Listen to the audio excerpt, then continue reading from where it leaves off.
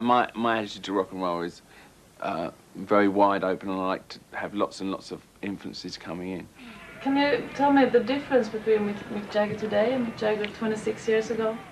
When you were being breastfed? Yes. Well, it looks very successful. Your mother did very well. I don't know. I mean, you're still always the same person underneath, you know, but you have a lot more experience and you have wider knowledge. But I think underneath you're still the same person. Do you remember your first performance? Yeah. When was it? I was in front of paying people. I was about 15, and I did a show, a rock show in like a local kind of hall with a band that I hardly knew, and I just went on and did like half a dozen numbers, and I did a lot of things that I still do now. Like what? Well, I did a lot of going on my knees and throwing myself on the ground and all that. People thought it was pretty outrageous. Because I was just lost my inhibitions completely. You have a quite special way of moving, very nice. I know your father was a sports teacher. Yeah. Did it teach you how to move on stage? Not really. No. No, I learned a lot of that from, you know, what other artists when I was a kid and I worked with. Like, the first tour that the Stones did, I was with Little Richard, and the first big tour. And so I used to watch him every night and watch all his moves and how he treated the audience and how he spoke to them and so on. And he would talk to me about it afterwards. And I'd say, well, why did you do that? And wasn't that a bit ridiculous? Do you think you're going to write an autobiography? I don't know. I don't really. I tried it once. I was offered to do it, and someone wanted to give me lots and lots of money. So I tried doing it, and I found it very strange because you have to always be reliving the past, and I find it very tiring and very dull and depressing. You were quite wild at that time when you were younger. Yeah, Did you calm I down, was. or? Well, some people used to say I was like, you know, you go through stages in your life where you kind of calm down, and then you go through another bit when you're wild, and then you calm down, and then you're wild again. It doesn't necessarily only relate to age. You're very used to be this very beautiful sex symbol and everything, you know.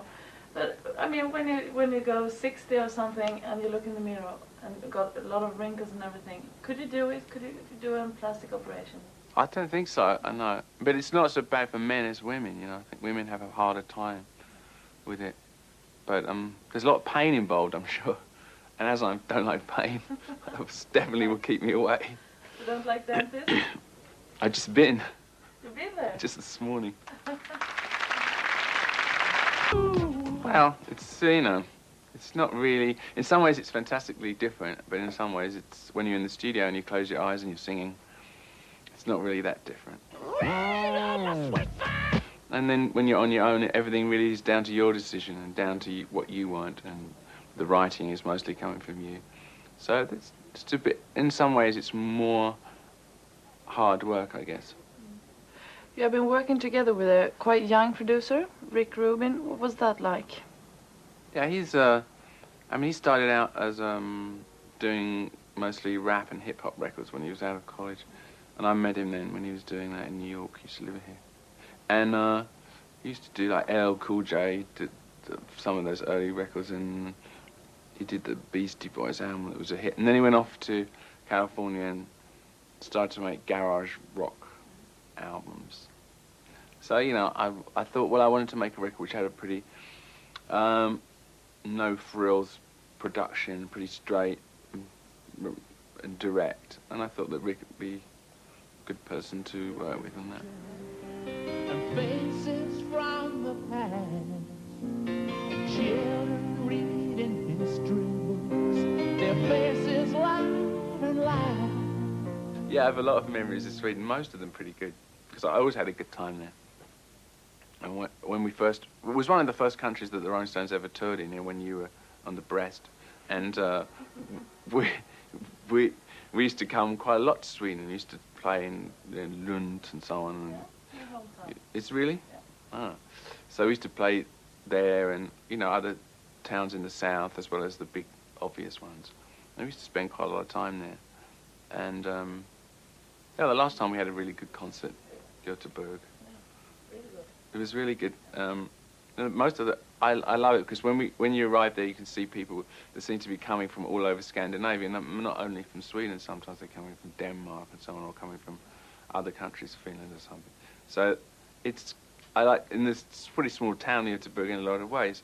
And so you know, I was out there looking out of the window, watching all the street action, people going backpacking. So it's pretty exciting for us.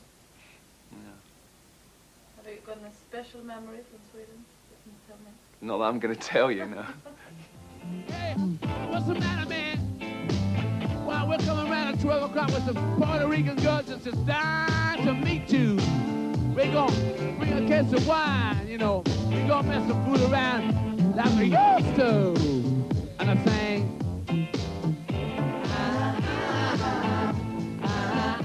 Four? Yeah. Yeah, I'm sorry. Four. A gun. Okay. Is that how you pronounce it? Shoe. Yeah. That's going to sound terrible. No, it's hey. Hey. Yeah, it's a hey. Titta på sy till nu. Titta på 7 till 9. That's so difficult that word. Say it again, go on. 7. 7. Foob. Yes. You're shooting all this, aren't you? Fuckers. Okay. Titta på 7 till 9. Yeah. Hey. Hey. Okay, it's no laughing at me, okay? Hang on a minute. I can't even read it. A nu. No, fnu. Titta på fni till ni. Hey. Now I've got a laugh. Hälsa klass och Karin. Is that bad?